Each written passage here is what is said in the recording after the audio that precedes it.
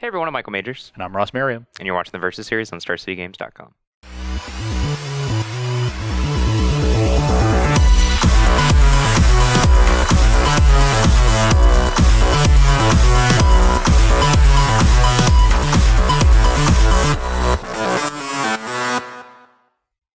Hey everyone, we're back on the Versus series with beginning of Kaladesh Standard leading into SG Indy. You excited? I am for a shot at vrooming up some vehicles and just running people over with my car. I'm pretty sure I'm not going to be vehicling. Maybe Smuggler's Coptering, because that card's super good. Okay, get to the chopper. Yeah, the kind of... do a good Schwarzenegger. Yeah, that's just going to be a format all-star, I think, in aggro, mid-range, whatever. That card's super good. But today I'm playing with a blue-red artifacts deck kind of built around Metalwork Colossus. And... it's a weird card that I think everyone has kind of written off. Yeah, it looks like it's way too expensive, but it actually reduces in cost pretty significantly if you just think through it, and it gets down to 4 or 5 mana with pretty easily one or two things. So something weird about this card that maybe is not intuitive at first glance is that vehicles are not actually creatures. Like, they're not creature type artifact creature.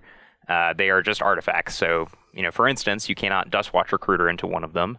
But in the case of Metalwork Colossus, it counts as something that reduces the cost of it. Yeah, that's going to screw a lot of people up in the first 2 weeks. Yeah, so it's a kind of a weird interaction, but it's a very powerful one, especially with like Cultivator's Caravan, which is kind of a mana creature vehicle. I don't even know how that works, but that's how it works. And Hedron Archive very naturally curves into Metalwork Colossus turn 4. Hedron Archive turn 5 Colossus is pretty much just a thing straight up.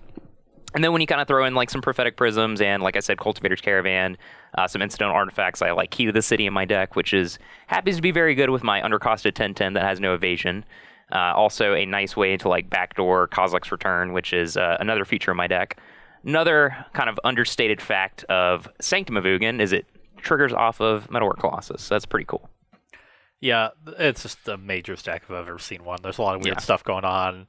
Nobody's sure exactly how to play against it or play with it, and well, we're gonna put it to the test today. Yeah, a lot of the cards that I like in this set are in this deck. Like I said, Colossus, Glint Crane, Prophetic Prism, lots of just key role players. It's a synergy deck at heart. Got like a very minor Emerge sub-theme because, like I said, Colossus triggers Sanctum of Ugin, which you can find Elder Deep Fiend, which triggers Kozilek's Return. So you just gotta have all the backdoor combos. Yeah, these complex 3-card chains, that's all he does. You just dream about them. It's like, how can I get from this ridiculous card? You're playing the Magic version of 6 Degrees of Kevin Bacon. That is what you do. Yeah, I do like to build decks in that way. I will never play against you in that game. I don't know how that game would work with Magic. It'd probably be like decks appearing in tournaments, but I would probably be pretty good at that. Yeah. And then kind of at the center of it all, this is something that I've written about, kind of Metalwork Colossus and like various variations. I've written about Gulf the Shore version. Various ways you can build these types of decks. But the way I'm trying out this week on the Versus series is with Combustible Gearhulk. So incidentally, there are lots of very expensive casting cost cards in my deck, like Elder Deep Fiend and Metalwork Colossus, 11 and 8 respectively. So, it's pretty scary just to go for the mill 3, because you might just get hit for like 16. Yeah, I'm definitely going to die once that day. I hope so. You're like, yeah, whatever, mill 3, I'll take 8. Yeah, take 24. Yeah, I'm not sure. Like, so Combustible Gearhulk has gotten the most flack out of this cycle for sure. It kind of appears the weakest on paper. And honestly, I agree. But, you just got to try things. Got to see, like, where can we put this card in a deck to where I can actually exploit it. A deck that's interested in ramping, using artifact synergies, and is just randomly has a bunch of expensive cards in the deck, even though they don't necessarily cost that much in gameplay, but the CMC is super high.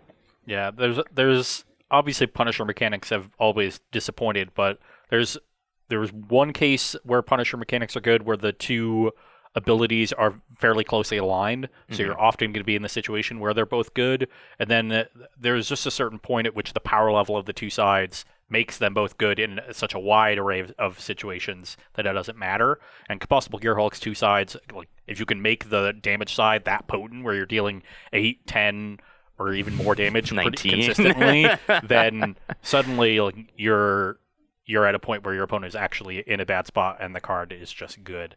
Yeah.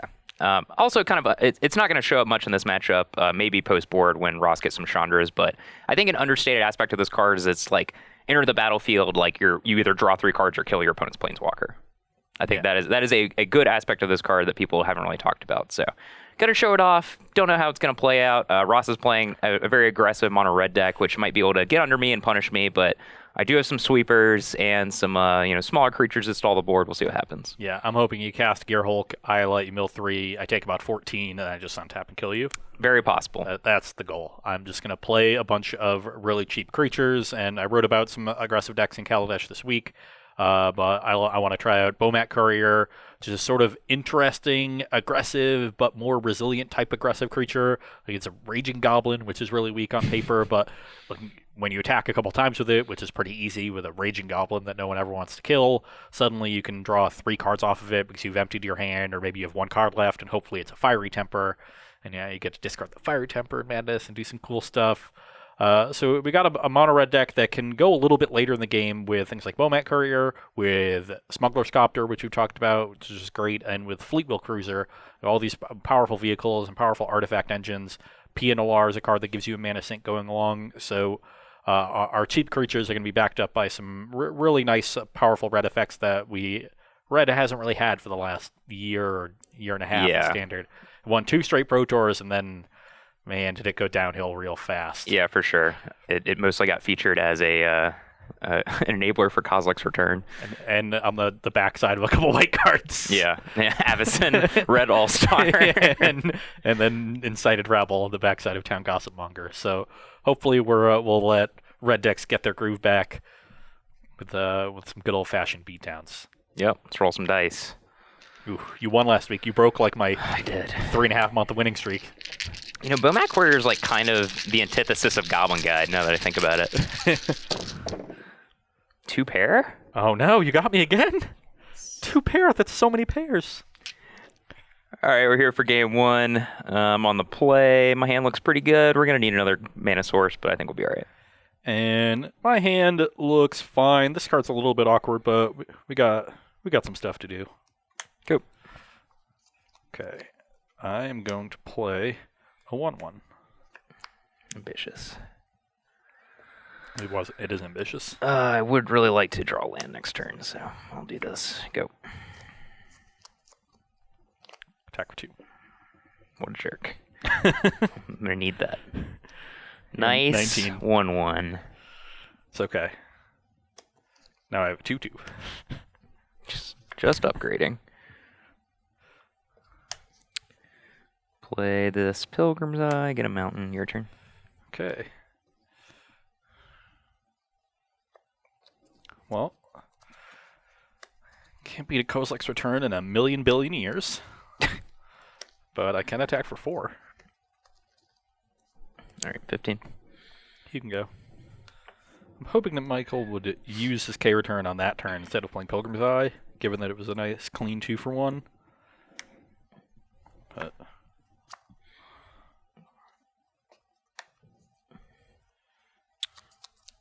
I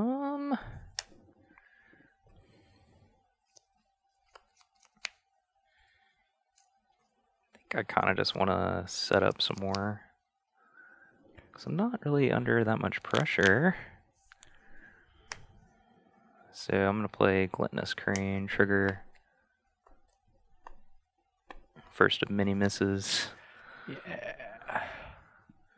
And play a Prophetic Prism, draw a card. Sure. Go. Ugh. Okay. So, I think this turn has to start with Neonate. Discard Temper, mana sit on the Crane. Sure. Draw a card.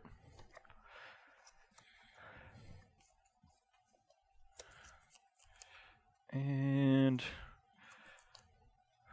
I guess I'll just attack with the things that can attack pretty freely. I'll go to 9. Yep. You will go to 9. And then I'll play another creature and Sure.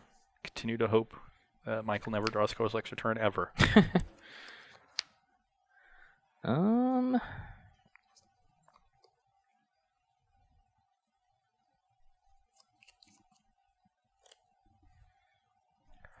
potentially should have offered the trade for Pilgrim's Eye to prevent an Elder Deep Fiend, but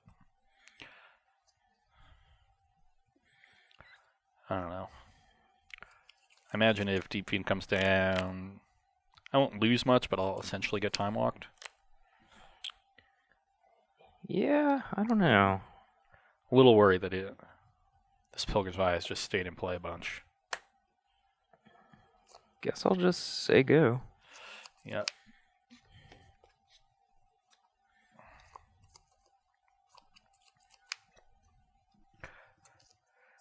Okay, I will attempt to declare tax. Alright, I'm gonna do this. Tapping you down to your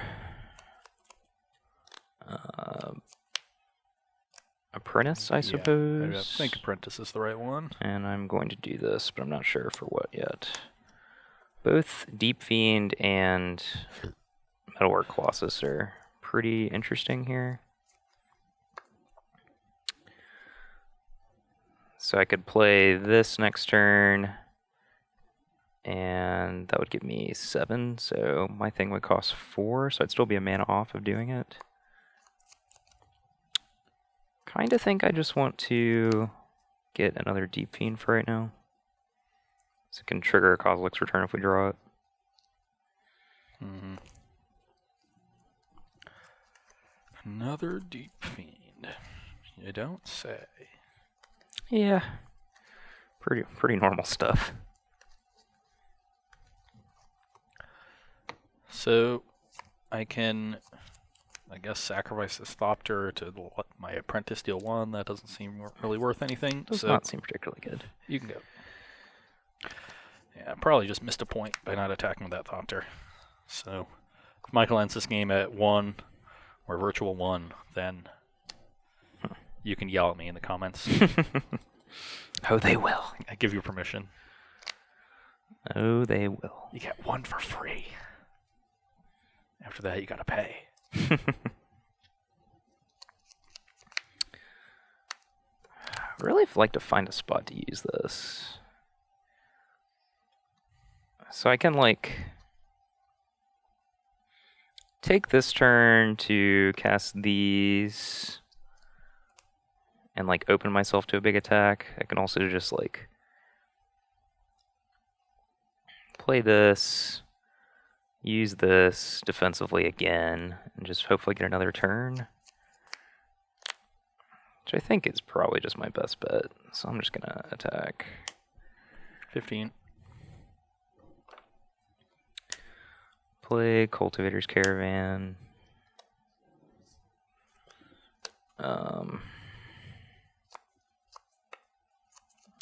Just say go. Oh, that's kind of cute. Now Michael can cast his Deep Fiend, and then if I try to make his Deep Fiend unable to block with some sort of artifact, crew this up. Crew the Caravan instead. True story. Can't block, but he can hop in a van. Well, I will declare tax.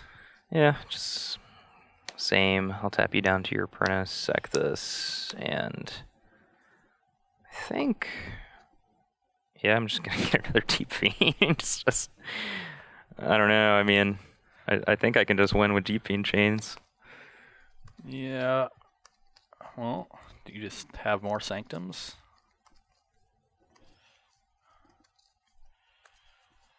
I can sacrifice this neonate to try to draw something, but I don't know what that something is going to be.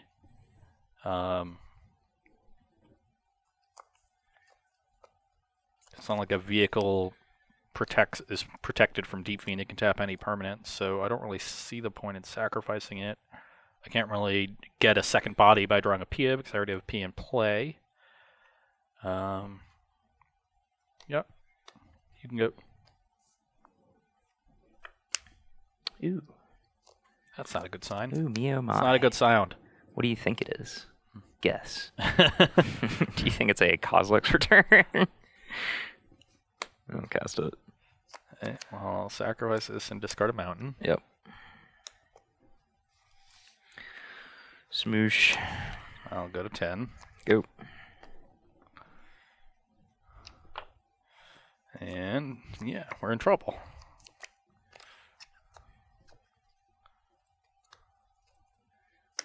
Yep.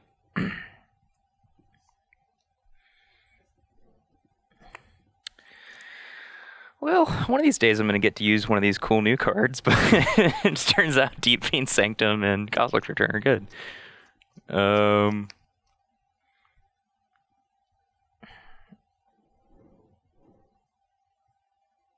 Alright, Tuck. 5.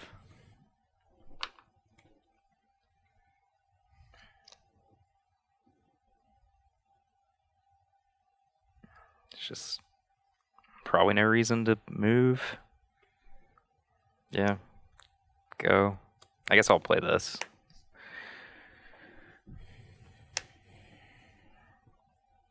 Yeah. Yeah. And I am dead. The last Deep Fiend of Michael's hand can tap down whatever crappy blockers I play. Okay, back here for game 2, and we sort of have a plan with this hand, and it is going to be based around these cards, and I'm going to keep.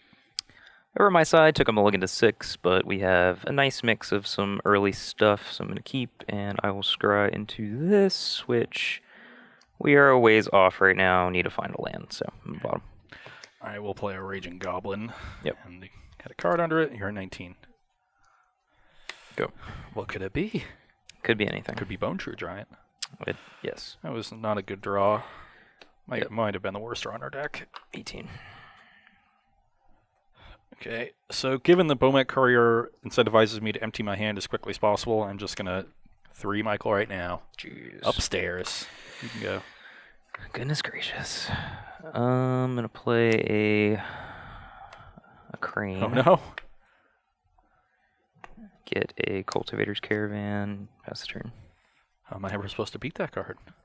1/3 flyer for 2 mana is a big deal. Maybe you should have saved that Incendiary Flow.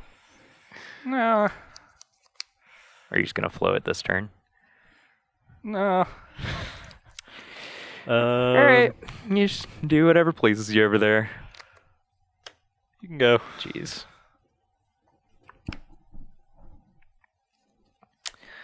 Play Pilgrim's Eye, get an island, your turn. Okay. Okay. We can do some stuff, I think. Probably not very good stuff. So, Michael's at 15.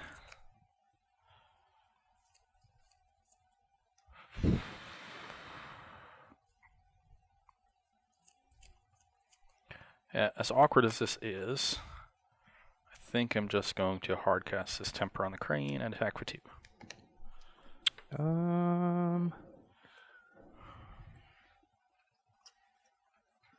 Yeah, sure. 13. 13. You can go.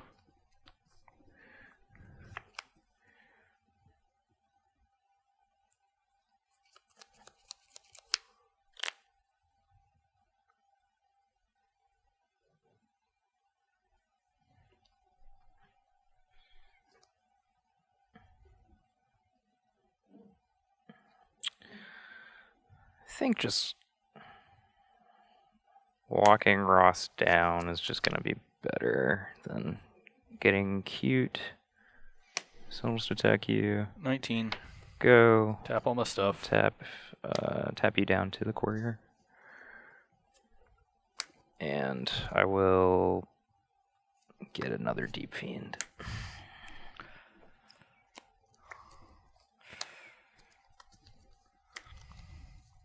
You can go.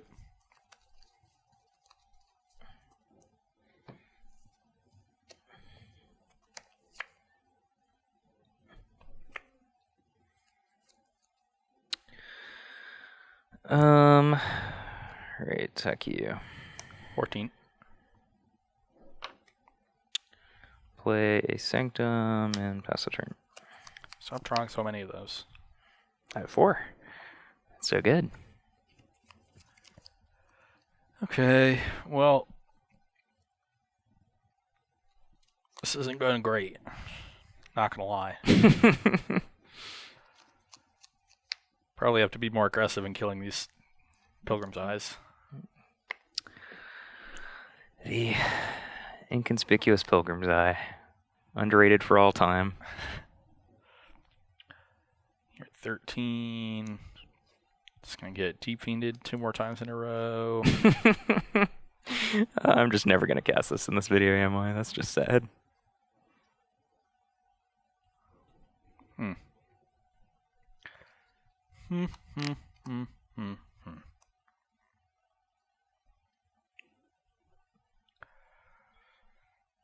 These cards look kind of bad. I'm sorry, buddy. Just back to that mono red reality. Just the Eldrazi ruining everything.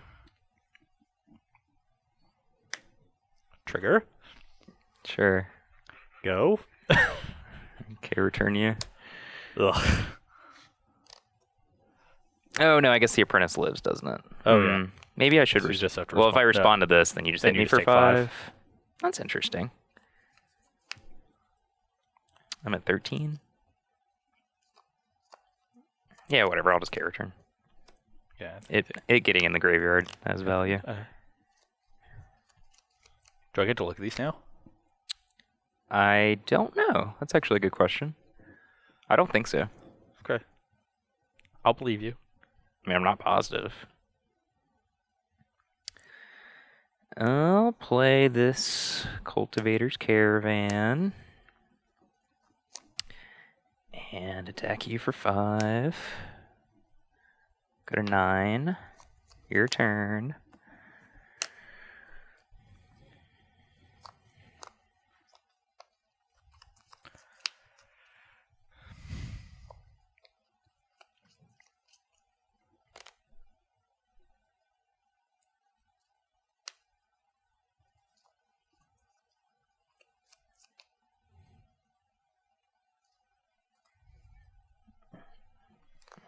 Yep.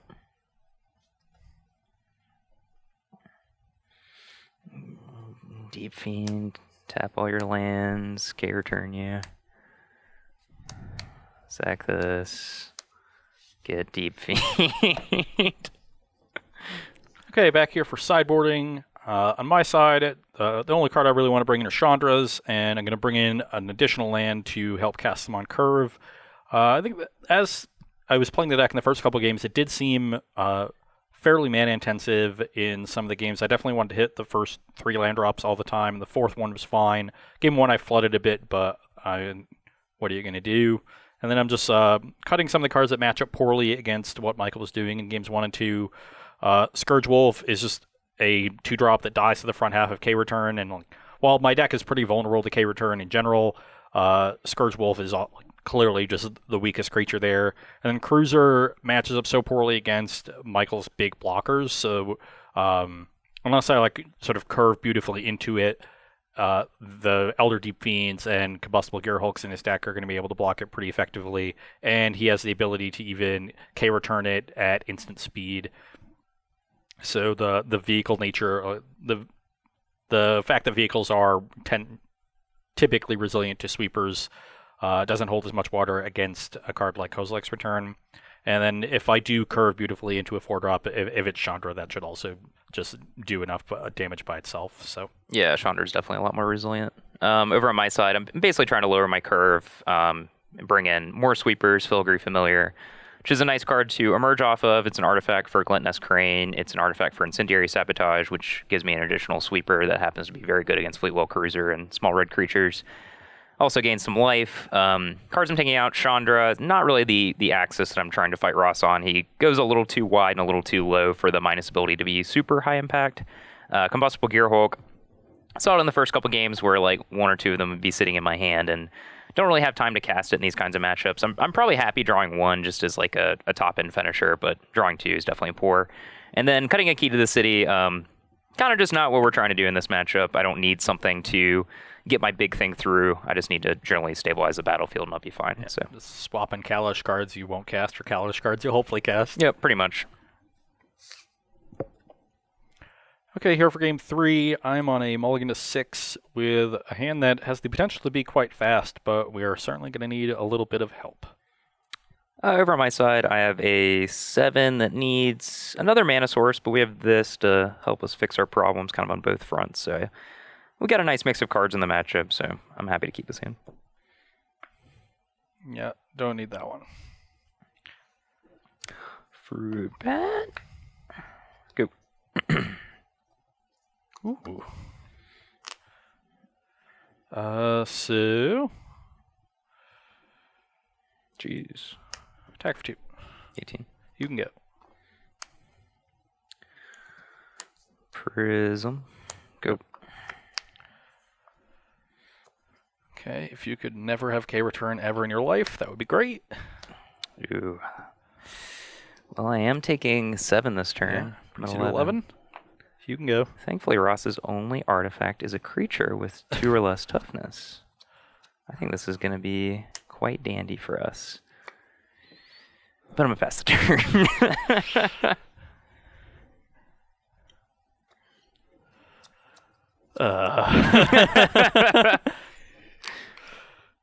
So... Attack, trigger. Beginning of combat. You're just a horrible human being. Way to try to get one under me. You can stop me. If you had gotten 2 cards, would you have ditched your hand? Yeah, because I had a fire temper. Okay, word. You can go. Really needed that copter the turn before. Then the sand would have been great. Alright, just play this. Let's see. 4, 5, 6, 7, 8. Yeah, there's no reason just to play this card, I don't think. So we'll just play Hedron Archive and pass. Okay. Down to 8. You can go. Yep, that is true. I'm at 8 life. Ooh, that was a great draw. Alright, so that's 9. I'll play Colossus for 2. Colossus for 2. Go. Really? We're so close to winning this game. I had 6 more damage. Holy crap, you did. I could have potentially beat one Colossus. 20 you. Yeah. Had I had a Filigree Familiar, so that's probably good enough. But yeah, I had 9. 2 life would have been exactly enough. yeah. But I would have flowed you this turn, and then any 1 or 2 mana creature here. Yeah, that one wouldn't have worked. So close. 2 mana 10/10s are good, right? Okay, back here for game 4, and this card looks a little bit awkward, but hopefully we'll hit something sweet. I'll keep. Yeah, my hand's fine. Once again, need some lands, but 1, yeah. trigger, go. 19.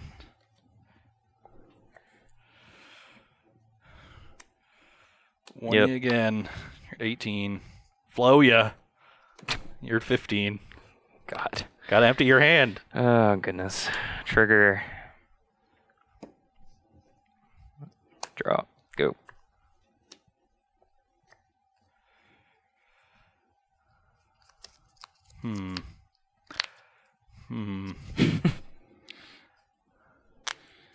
Yep. You're at 14. 14. You can go.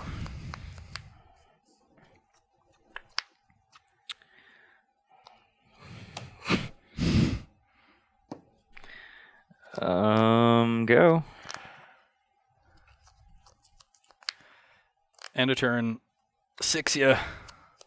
Jeez. Okay. You're at 8. Yep. Get these bushwhackers out of my hand. Yeah, it's reasonable. Guess when it comes attached with 6 damage, it's pretty good. Oh. Thopter. Yep. You can go. Okay, return you. Tap Prism. Play Prism. Play Prism. Go. You can go. Jeez. Was not the best Bomat courier. I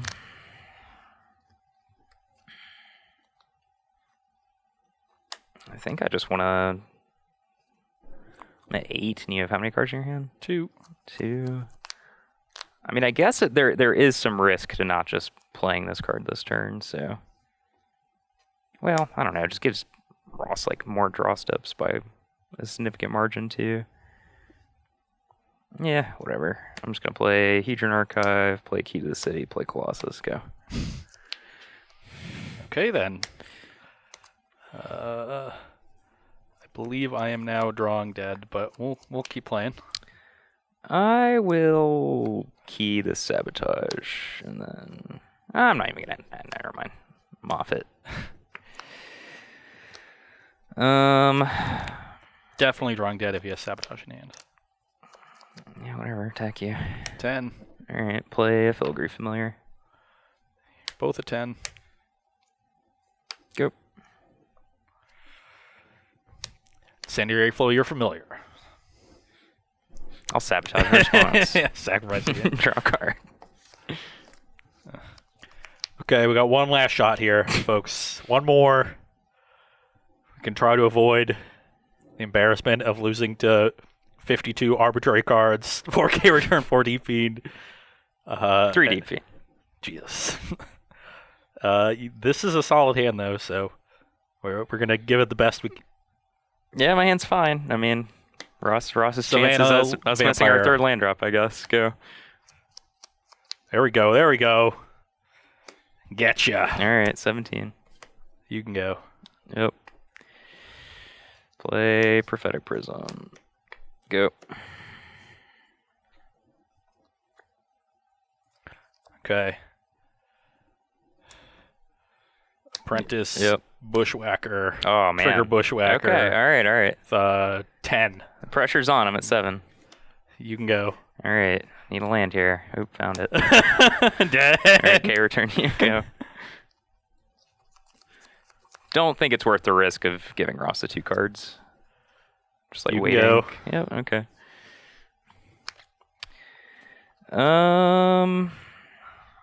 This is actually an interesting decision. I think we'll just get more benefit out of getting the Mana Source. We could try to like spike another land and then play this, but I'll just play Caravan and pass. Upstairs. Yep. 4. Definitely not out of the woods here. Get up the Opter. Yep. You can go.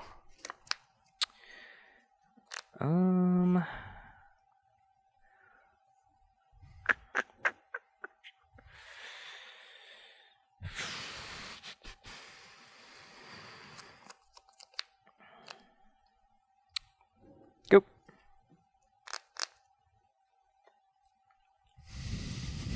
Declare tax. Yep.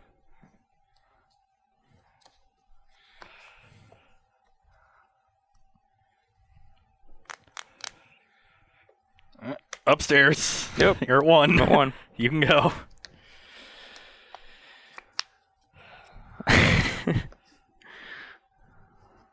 All right, play Hedron Archive, play Prophetic Prism. Yep. Am I dead? Go. Yes! Yes! Which one do we want to kill him with? Fleetwood I Courier. wish there was a poll. Which one do you... I got... The vehicle, come on. Okay. All right. Trigger. All right, yep. It also Yep. deals more damage. Yep, well done. All right, here for the conclusion of Blue-Red Artifacts versus Mono-Red Aggro. The spiritual victory. Yeah, we saw like some of the classic problems that persisted last season where these like go wide strategies are kind of weak against, creatures with high toughness or Kozilek's Return. And in this case, my deck with, just any support, some Glint-Nest Crane's Pilgrim's Eyes, Elder Deep Fiends, Kozilek's Returns, and then I got some additional sweepers post board. Kind of beat them up. It wasn't good. Yeah. I don't know what else to say. The Bomet Courier needs a lot of things to go right in order for it to be effective. And if one of those things doesn't go right, it quickly goes downhill. So that was disappointing. I definitely wanted more artifacts to fuel my apprentices, and especially artifacts that stayed on the battlefield after a Kozilek's Return. So Bomet Courier and Thopter tokens don't really count as much. Didn't really count in this matchup. Really needed to get a Copter into play. So you probably need to pair that with Copters and Clues and stuff like that. maybe more vehicles.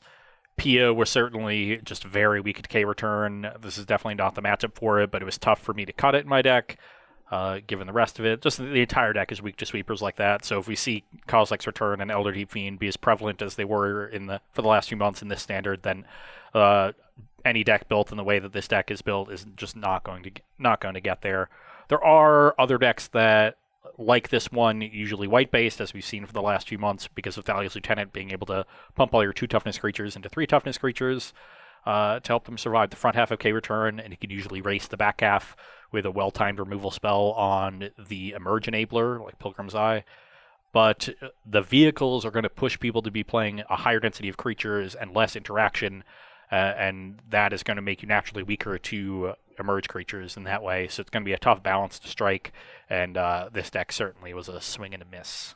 Yeah, I mean, vehicles are certainly a great hedge against sorcery speed sweepers, but Kozilek's Return and Incendiary Sabotage are instants. So definitely saw that being a problem. Even like Fleetwheel Cruiser being a 5/3 doesn't line up very well against Elder Deep Fiend just being a 5/6. So yeah, but Chandra and Copter were definitely the cards that I wanted to draw more than anything else. I think there was one of the earlier games that I definitely flooded a bit, even with the Copter in play. Yeah. And had I drawn just one burn spell, that game ends. So maybe if I win that game, then we shift to a 2/3, which looks a little bit better on paper. But I would say that the matchup falls between. The matchup was not good. It's not good. Yeah, the deck definitely felt underpowered. Apprentice, I think if you can find enough ways to turn it on, I'm just not sure. Maybe they don't exist in a high enough density right now, because you definitely need to play some number of artifact creatures to help it. I'm just not sure how that deck could ever beat like a real Emerge deck, like with Primal Druid, for instance. Just like Matter Reshaper Primal Druid, just like more ways to gum up the ground and just be very focused on doing the Emerge thing. It seems like it would be super difficult to overcome. On my side, didn't really get to see Combustible Gearhulk, unfortunately. It just kind of rotted in my hand a bunch. That said, I do like the Metalwork Colossus shell. It's pretty easy to turn it on, even in the super aggressive matchups. You saw the game where I had the sweeper to stymie Ross's aggression, then just put 20 power on the board, which is pretty cool. So yeah, that was annoying. 20 is a lot. 20 is just the right amount. Yeah, so I don't think people should write off this card. I think it's interesting. Lots of ways to build around it. I have this kind of weird red-based version, but you could be mono blue or even blue green or something along those lines. There's lots of ways to build this deck. I think Gluttonous Green is really powerful and kind of generally underhyped by the community at this point. A 1/3 flying blocker for 2 mana is super good, and the Crane can jump in a copter freely. We've been recently spurned by Augur Bolus, just constantly putting cards on the bottom of your library. Yeah, but 4 is a lot more than 3. It is. And once you get in the 18 to 22 artifact range, you're looking at not 85%. I think. Yeah, you have to get pretty actively unlucky to miss. So gotta crunch some numbers of that hyper geometric distribution. Yeah, I'm not sure if I played. It's between 19 and 21 in this deck, and I missed once and hit twice, I think. So sure, that's it's about average, about reasonable. But yeah, gonna keep brewing. Kaladesh is sweet. Lots of awesome new synergies to work with, and some old ones are still good. So don't discount Kozilek's Return, Elder Deep Fiend, etc. Well, hopefully by the time you're watching this, we both have decks that we like for Indianapolis. So, I'm not even sure if you're going. Yes, I will be there. You will be there. Yes, I'm jogging towards the Players' Championship, man. Oh yeah. It's just that a lot of the times, if you're testing with a major team, sometimes you want to hold information for the Pro Tour. I don't care about any of that. That sort of burned you when you played Green White back a year ago. Don't care. Yeah. Just play what I want, write what I want about, and if I come up with a really good deck, then I'll deal with the consequences. But I'm coming off a 2-week hiatus after skipping Orlando and then pre-release weekend, so itching to get back on the table to play some Magic. Indianapolis, one of my favorite venues in the entire country.